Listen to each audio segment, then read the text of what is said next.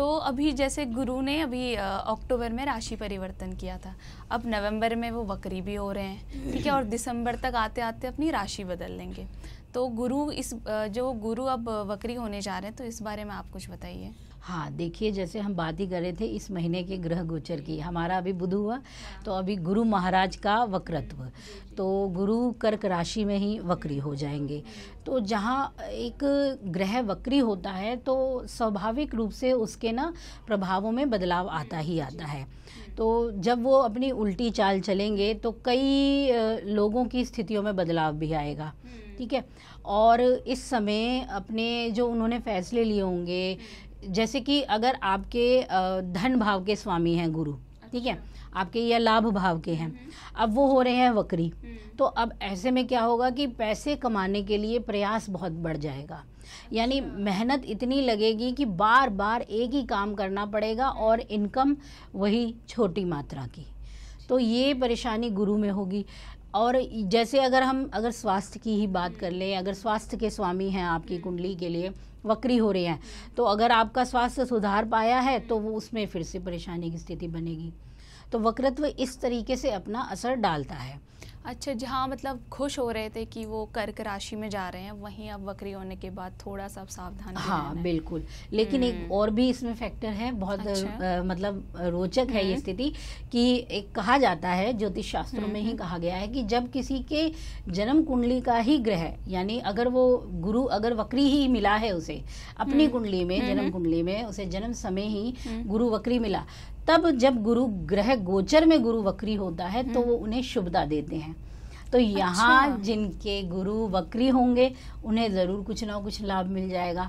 और जब हम कहते हैं ना कि कई बार होता है कि किसी की जॉब की स्थिति होती है, तो जब ग्रह, ये बड़े ग्रह शनि और गुरु, ये मार्गी वक्री होते हैं, तो जॉब जाने और आने दोनों की स्थिति बनती है।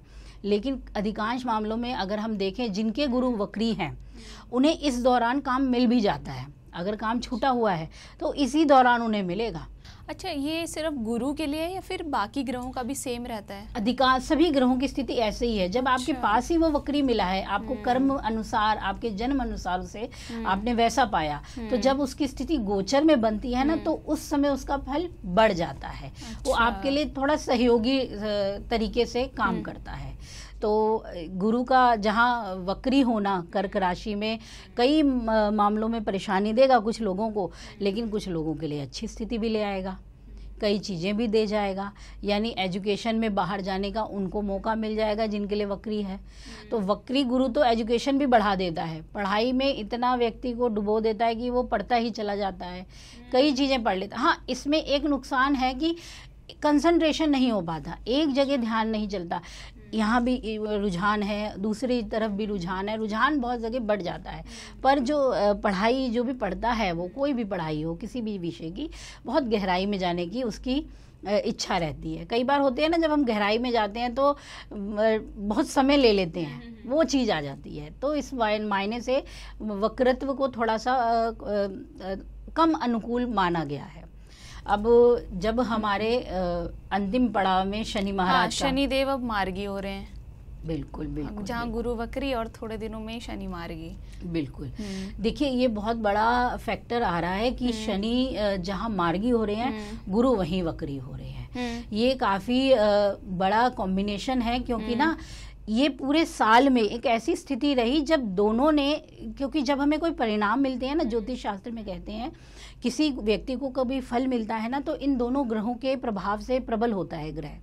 लेकिन इन दोनों ग्रहों की स्थिति इस बार कुछ ऐसी रही कि दोनों एक साथ मिलकर एक बल का उपयोग नहीं कर पाए। अब ये मार्गी हो जाएंगे, वो वक्री हो जाएंगे, तो कई राशियों के जातक जो हैं वो परिणाम नहीं प्राप्त कर रहे जो उन्हें मिलना ही चाहिए था।